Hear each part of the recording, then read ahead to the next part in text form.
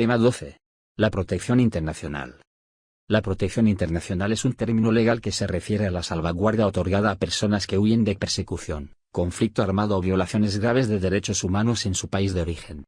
Esta protección se ofrece a través de varios mecanismos legales y tratados internacionales.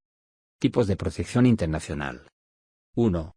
Refugio. Este estatus se otorga a individuos que, encontrándose ya en el país de acogida, pueden demostrar un temor real y fundado de sufrir persecución en su país de origen por motivos de raza, religión, nacionalidad, opinión política o pertenencia a un grupo social específico. Los solicitantes deben proporcionar pruebas convincentes que respalden su situación de riesgo. 2. Asilo, similar al refugio, pero se solicita desde fuera del país de acogida. Los solicitantes buscan protección porque tienen un temor legítimo de ser perseguidos si regresan a su país de origen. La solicitud de asilo también se basa en riesgos asociados con razones de raza, religión, nacionalidad, opiniones políticas o pertenencia a un grupo social particular. Procedimientos y derechos. 1. Solicitud de protección. Este proceso comienza con la presentación de una solicitud ante las autoridades pertinentes. Los solicitantes deben proporcionar detalles exhaustivos y pruebas documentales que respalden su situación de riesgo en el país de origen. 2.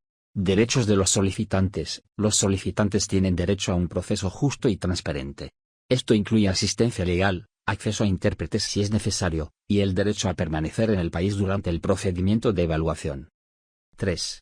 Evaluación y resolución. Las autoridades competentes evalúan la solicitud, considerando la situación individual del solicitante, y si cumple con los criterios establecidos por la ley y los tratados internacionales.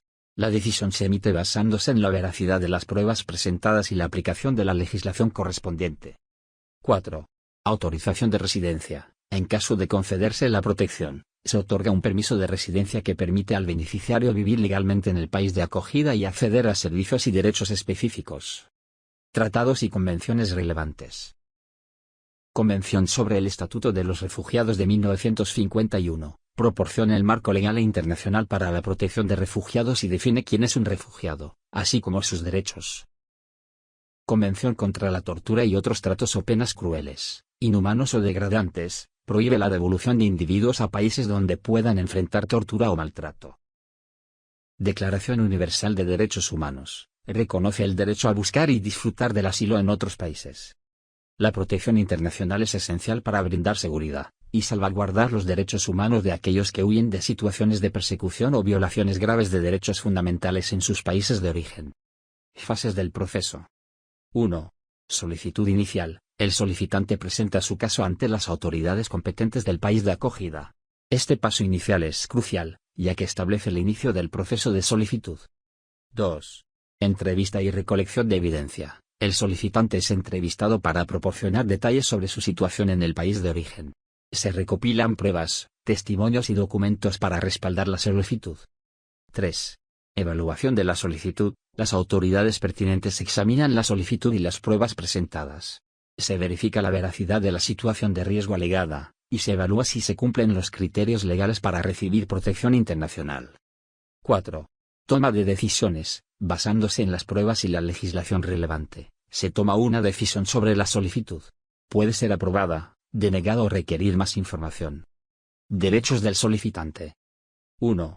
Acceso a asistencia legal. Los solicitantes tienen derecho a asesoramiento y representación legal durante todo el proceso. 2. Acceso a intérpretes. Si el solicitante no habla el idioma del país de acogida, se proporcionará un intérprete para garantizar la comprensión adecuada y la comunicación efectiva. 3. Derecho a ser escuchado. El solicitante tiene la oportunidad de contar su historia y presentar pruebas que respalden su solicitud durante la entrevista y el proceso de evaluación. Principios básicos. 1. Principio de no devolución o no rechazo en frontera. Mientras se evalúa la solicitud, no se puede devolver al solicitante a un lugar donde su vida o libertad corran peligro. 2. Proceso justo y transparente. El proceso debe ser imparcial, con acceso a información sobre el estado del procedimiento y los derechos del solicitante. 3. Confidencialidad y protección de datos. Se protege la información proporcionada por el solicitante durante todo el proceso. Condiciones para el reconocimiento de la protección internacional. Derecho de asilo. Gravedad de los actos. Se consideran graves si violan derechos fundamentales según el Convenio Europeo para la Protección de los Derechos Humanos. Estos actos pueden ser una violación única grave o una acumulación de medidas que afecten de manera similar. Formas de persecución pueden incluir violencia física o psicológica, medidas discriminatorias, penas desproporcionadas, denegación de tutela judicial, entre otros.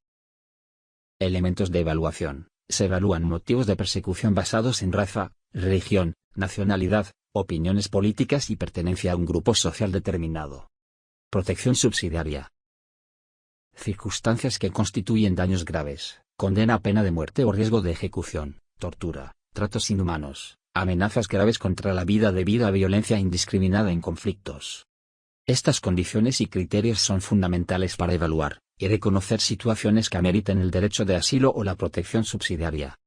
Menores y personas vulnerables en el proceso de protección internacional. Trato diferenciado para personas vulnerables. Se considerará la situación específica de las personas solicitantes de protección internacional, y se les dará un tratamiento diferenciado si son menores, menores no acompañados, personas con discapacidad, de edad avanzada, mujeres embarazadas, víctimas de torturas, violencia psicológica, física o sexual, y víctimas de trata de personas. También se dará un tratamiento específico a aquellas personas que puedan haber sido objeto de persecución por varios motivos contemplados en la Ley Reguladora del Derecho de Asilo y de Protección Subsidiaria. Por razones humanitarias distintas a las contempladas en el Estatuto de Protección Subsidiaria, se podrá permitir la permanencia de la persona solicitante de protección internacional en España según la normativa de extranjería e inmigración. Enfoque en menores. Menores vulnerables, los menores solicitantes de protección internacional que hayan sufrido abuso, negligencia, explotación, conflictos armados o cualquier forma de trato inhumano recibirán atención sanitaria, psicológica y cualificada. Menores no acompañados, se remitirán a los servicios competentes en protección de menores, y se informará al Ministerio Fiscal sobre su situación. Determinación de edad. Cuando no se pueda establecer con certeza la minoría de edad, se informará al Ministerio Fiscal para determinarla con pruebas científicas urgentes. Una vez establecida, si es menor, se pondrá a disposición de los servicios de protección de menores. Representación legal. Se tomarán medidas inmediatas para asegurar que un representante legal, designado según la legislación de protección de menores, actúe en nombre de los menores no acompañados durante el proceso de solicitud de protección internacional. Centros de acogida a refugiados, CAR. Definición y funciones. Los centros de acogida a refugiados, CAR, son establecimientos públicos integrados en el Sistema Nacional de Acogida e Integración de Solicitantes y Beneficiarios de Protección Internacional. Su propósito principal es proporcionar alojamiento, manutención, asistencia psicosocial urgente y primaria, junto con otros servicios sociales, con el objetivo de facilitar la convivencia e integración en la comunidad de las personas que carecen de recursos económicos suficientes. Pertenencia y funciones. Estos centros son parte de la red de centros de migraciones, operados por la Dirección General de Migraciones, dependiente del Ministerio de Trabajo, Migraciones y Seguridad Social, responsable de la acogida integral, promoción e integración de inmigrantes, solicitantes de protección internacional y personas apátridas en España. Beneficiarios y requisitos. Los individuos elegibles para acceder a los centros de acogida a refugiados deben cumplir ciertos criterios. Ser solicitante o beneficiario de protección internacional. Haber sido aceptado por España o por otro Estado miembro para examinar su solicitud de asilo. Ser beneficiario de protección temporal según lo establecido en normativas específicas. Haber solicitado o tener reconocida la condición de apátrida. No haber pasado más de un mes desde su llegada a España, a menos que haya circunstancias excepcionales. Requisitos generales. Carecer de trabajo o medios económicos suficientes. No padecer enfermedades infectocontagiosas o trastornos mentales disruptivos. Aceptar la normativa del centro. La condición de beneficiario se extiende a familiares directos. Duración de la estancia.